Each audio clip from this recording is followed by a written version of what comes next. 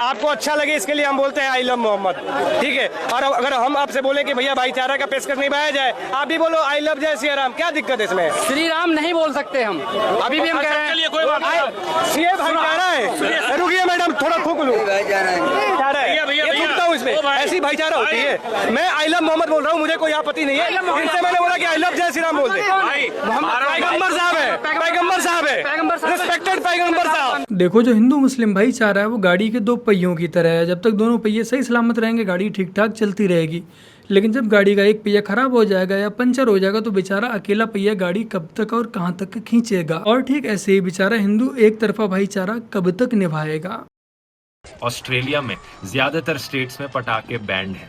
Ireland में ना सिर्फ पटाखों को जलाना बैंड है बल्कि उन्हें खरीदना भी बैंड है। नेदरलैंड्स के देश में इसी साल पार्लियामेंट ने एक बिल पास किया पटाखों पर टोटल बैन लगाने के लिए न्यू ईयर्स की वजह से। चाइना, जिस देश ने पटाखों का इन्वेंशन किया, यहां भी मेजर शहरों में एयर पोल्यूशन की वजह से पटाखे बैंड हैं। जर्मनी में पुलिस और मेडिकल एसोसिएशंस टोटल बैन की मांग कर रही हैं। नॉर्वे में सिर्फ बहुत छोटे छोटे फुलझड़ी जैसे पटाखे अलाउड है, नहीं तो रॉकेट और बाकी सभी तरह के पटाखों पर बैन लगा हुआ है। आज आप सोशल मीडिया के युग में किसी भी बात को फैक्ट के आधार पर सही साबित कर सकते हैं, सही दिखा सकते हैं। आपको कोई ना कोई न्यूज आर्टिकल या कोई ना कोई रिसर्च मिल ही जाएगी, भले ही वो आर्टिकल वो रिसर्च 10 साल पुरानी क्यों ना हो, आपको बेवकूफ़ बनाने के लिए काफ़ी है। और ठीक ये लोग अपनी ऑडियंस को ऐसे ही मैनिपुलेट करते हैं। आप लोग चाहें तो इसका फैक्ट चेक खुद से भी कर सकते हैं। आप सिंपल सा यूट्यूब पर जाइए और यूट्यूब पर सर्च कीजिए उस देश का नाम लिखकर, लाइक हम मान लेते हैं Ireland new year cracker celebration, और आप सर्च कीजिए, आपको एक नहीं ऐसी 50 वीडियो मिल जाएंगी।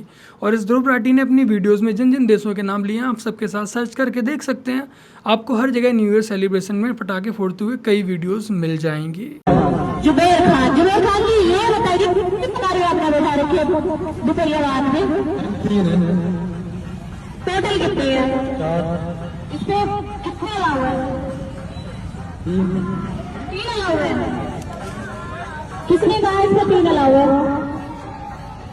2 होने के बावजूद आपने इसमें 4 सवारियां रखा रखी क्यों?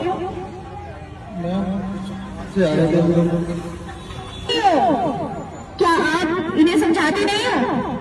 जी समझा रहे हैं। आप समझाने के बावजूद खुद बैठे हो 4-4।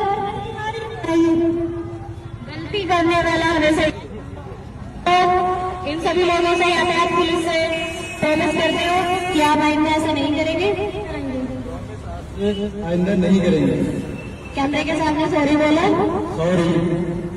बोलो मैं पालन करूंगा। आगे से सारे नियमों का पालन करूंगा।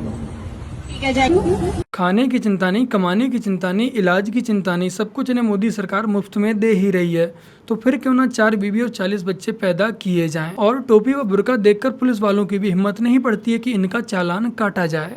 बुर्का के साथ मुफ्ती साहब, बुर्का के साथ बैंक में खाता नहीं खोल सकती, नहीं खोल सकती। बुर्का के साथ हवा एयरपोर्ट में एंट्री नहीं ले सकती, नहीं ले सकती। बुर्का हटाना पड़ेगा, हटाना पड़ेगा, चाहे कितने भी बड़े धार्मिक मसले फंस जाए वहां। या अंदर, या तो बाहर रहो, अंदर जाओ, पे जाओ चाहे कहीं जाओ, उमरा पे जाओ, ठीक, हटाना पड़ेगा। पुलिस पकड़ ले जाए, जेल भेजेगी तो भी बुर्का हटेगा गेट पर। कि रजिया है कि सुल्ताना है? ऐसा तो हो नहीं सकता कि बुर्का डाल के अंदर कर दे जेल में, हटेगा ना। ऐसे 100 मसले हैं जहां बुर्का हट रहा है और राजी खुशी हट रहा है और खुलेआम हट रहा है। नहीं, आधार कार्ड में हट रहा, पैन कार्ड में हट रहा, स्कूल में फोटो लग रही, यूनिवर्सिटी कॉलेज में फोटो लग रही, बुर्के के साथ तो लगने नहीं। इम्तिहान का एडमिट कार्ड आ रहा, बिना बुर्के के आ रहा। लेकिन वोट डालने में बुर्का चाहिए। I love बुर्का। बुर्का को कोई पड़ताल करेगा, शिनाख्त चेक करेगा तो हम कहेंगे खतरे में है। मुफ्ती साहब, ये बात कैसे हजम हो जाएगी किसी को, आप बताओ, इसमें क्या समस्या है? बाकी 100 जगह हम बुर्का हटा रहे हैं, फोटो खिंचा रहे हैं। एयरपोर्ट पर सीआई सब वाला नहीं देखता है? देखता है ना, चेहरा देखता है ना? या इतना बोलने से हो जाएगा कि मैं रजिया हूँ, जाने दो? ऐसा तो नहीं होगा ना। पहले टिकट देखता है, फिर कहता है हाँ चेहरा ऊपर करो, मिलाता है कि ठीक है, आंख कान नाक, बोले हाँ, बोले आप जाओ। यही ना नियम मुफ्ती साहब? तो वोट डालने में ये हाय तौबा क्यों है? ये हर जगह बुर्का उतार देंगे, यहाँ तक कि एयरपोर्ट पर तो ये बुर्के के अंदर के कपड़े भी उतार देंगे। लेकिन वहीं पर जब चुनाव आयोग ये जांच करने के लिए कि जो व्यक्ति वोट डालने आया सच में वो वही है, सिर्फ बुर्का नहीं हिजाब हटाने के लिए बोल देता है तो इनका मजहब खतरे में आ जाता है, इस्लाम खतरे में आ जाता है। कुल मिलाकर इन्हें मजहब की आड़ में सिर्फ और सिर्फ फर्जी वोट ही डालने हैं। बुर्का या हिजाब हटाने से इनका मजहब बिल्कुल भी खतरे में नहीं आ रहा है। जो इनका प्रत्याशी है जिन्हें ये वोट दे रहे हैं वो खतरे में आ जाता है, तो उसे बचाने के लिए मजहब का विक्टिम कार्ड उठाना पड़ता है। अब आइए आपको एक वीडियो दिखाते हैं जहाँ पर न्यूज एंकर ने प्रशांत किशोर से सिर्फ उनकी एजुकेशन के बारे में पूछ लिया तो प्रशांत किशोर कैसे बिलक उठे। सम्राट चौधरी को आपने बोला पता नहीं ये कहाँ से लेकर आए हैं अपनी डिग्री, कैलिफोर्निया या यूएस मैंने बोला से डिग्री लेकर आए हैं। मैंने बोला हाँ, आपने आप तो बहुत रिसर्च करती है ना। नहीं मैं सुन तो लो मेरी बात। अब मैं क्यों आप पर सुनिए ना, आपने बोला कि इनको पता भी है 10th फेल है, नहीं किया है। आपने बोला कि 10वीं 12वीं कब किया, जरा वो बता दो। हाँ, नहीं पता है। ठीक है, आपने आपको पता चल गया तो बता दीजिए आप। 9वीं फेल भी बोलते हैं आप, हाँ, 10वीं को बोलते हैं ना। बोलते तो प्रशांत मैं अब ये आपसे पूछना चाहती हूँ, थोड़ा सा रिकॉर्ड स्ट्रेट करें इस बारे में। नहीं एक मिनट रुकिए आप, एक मिनट रुकिए। बताइए। आपने सम्राट चौधरी से हाँ हाँ क्या ये पूछा कि वो 10th पास हैं कि नहीं है? बिल्कुल पूछा, वो इंटरव्यू ऑन एयर भी हो गया। एक मिनट रुक जाइए, मैंने उनसे पूछा, उन्होंने बता दिया। हाँ, उन्होंने तो आपके ऊपर आरोप लगाए। नहीं मैं जो कह रहा हूँ उन्होंने 10th कब पास किया आप बता दीजिए। उन्होंने आपके ऊपर मैं जो पूछ रहा हूँ वो बताइए ना आप कि आप वो 10th पास है। वही तो बोल सकती हूँ ना, मैं तो नहीं बता सकती हूँ। तो आप बता दीजिए कि मैंने तो उनसे पूछा कि प्रशांत आपके आरोप हैं ये सारे, क्या बताइए। मैंने उन पर ये गलत आरोप लगाया है कि वो 10th पास उन्होंने कब क्या ये किसी अच्छा को नहीं मेरा पता है? सवाल सुन लीजिए एक मिनट रुकिए, मेरा एक मिनट रुकिए। नहीं मैं नहीं आप अपने हिसाब से नहीं चला सकते हैं ना। आप इतने इंटॉलरेंट क्यों होते हैं? सवाल पूछती हूँ तो मैंने सवाल भी आपने मुझे पूरा करने मैं नहीं। Are you being intolerant with me? बिल्कुल। Are you being No, intolerant I with don't me? want to get into argument with you. Then- आपने कहा कि मैंने गलत आरोप लगाया।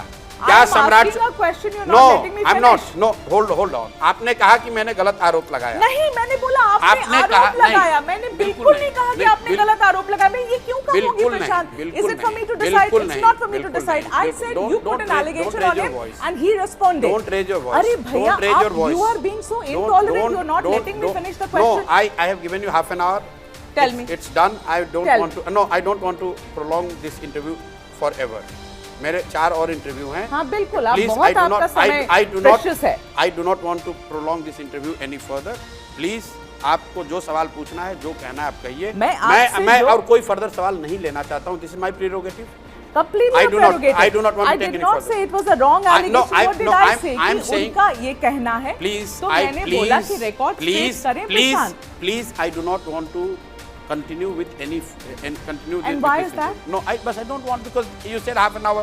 आपकी फ्लाइट है, मेरी भी आधे घंटे बाद लोग बैठे हुए मिल जाने दीजिए। ये तो इंटॉलरेंसी हुई ना आप 2 घंटे तो इंटरव्यू नहीं ले सकते ना। बिल्कुल नहीं, मेरा तो आधा घंटा भी नहीं हुआ है। मेरा मैं इंटरव्यू मेरा तो आधा घंटा भी नहीं हुआ है पूरा प्रशांत। 30 मिनट मैंने इंटरव्यू आपको दे दिया। आपने जो सवाल लेंगे? नहीं, अब मैं कोई सवाल मैं आपसे आपके नहीं लूंगा। मैं कोई सवाल नहीं, मैं कोई सवाल नहीं करना चाहता हूँ आपसे कोई सवाल का आपका जवाब मैं नहीं देना चाहता हूँ। आपको जो लिखना है, जो बोलना है, जो चलाना है वो आप चलाइए। ऐसा बताइए। Thank you very much. मैं आगे इस पर कोई सवाल जवाब आपसे नहीं करना मैं चाहता। एजुकेशन क्वालिफिकेशन पे पूछ रही थी। मैंने कहा नहीं, आपने कहा कि मैंने जमीन गलत खरीदी है। आपने कहा कि मैं उन पर गलत आरोप लगा रहा हूं। आरोप लग रहे हैं उसका जवाब दीजिए। Thank you very much. Thank you very much. मैंने जवाब जितना हो सकता था मेरी कैपेबिलिटी के हिसाब से आपको दे दिया। तो मैंने लिया आपके जवाब। बस ठीक है, अब उसके आगे मैं सवाल आपके नहीं लूंगा। मैं अगली बार आप इंटरव्यू का मैं फेल हूँ। मैंने पढ़ाई नहीं की है, मैं फेल हूँ। और अब देखिए प्रशांत, आप कहते हैं 16 करोड़ 14 करोड़ बिहार के लोगों के लिए काम करने वाले इतने इंटॉलरेंस से काम करेंगे प्रशांत, तो कैसे होगा बताइए तो जरा। आप जैसे लोग इंटरव्यू लेने आएंगे तो बिल्कुल आप एजेंडा लेकर आए हैं यहाँ पर। क्या एजेंडा लेकर आए प्रशांत? सवाल पूछने से एजेंडा लगता है। आप लोगों को जानकर आश्चर्य होगा कि प्रशांत किशोर ने अपना 10th व 12th किस कॉलेज से किस ईयर में पास आउट किया है, इसके बारे में कहीं भी कोई भी जानकारी उपलब्ध नहीं है। और जब प्रशांत किशोर से इसके बारे में पूछा जाता है तो प्रशांत किशोर का क्या रिएक्शन होता है वो तो आप लोगों ने देख ही लिया। ये बात सही है कि आपके बुद्धि विवेक के लिए डिग्रियां मायने नहीं रखती हैं, लेकिन जब आप दूसरों पर आरोप लगाते हैं तब आपको खुद भी बताना पड़ता है कि आप किस क्लास तक पढ़े हुए हैं, कौन से कॉलेज से आपने कौन सी सन में डिग्री प्राप्त की है। अभी भजन सुनते रियलाइज हुआ है कि सब लोग बोल रहे राम आएंगे तो अंगना सजाऊंगी, भोग लगाऊंगी, दिवाली मनाऊंगी, लेकिन मुझे नहीं लगता ऐसा कुछ होगा क्योंकि राम आएंगे तो सांसें थम जाएंगी, राम आएंगे तो आंखें भर आएंगी, शुद्ध हो जाएगा मन, मुक्त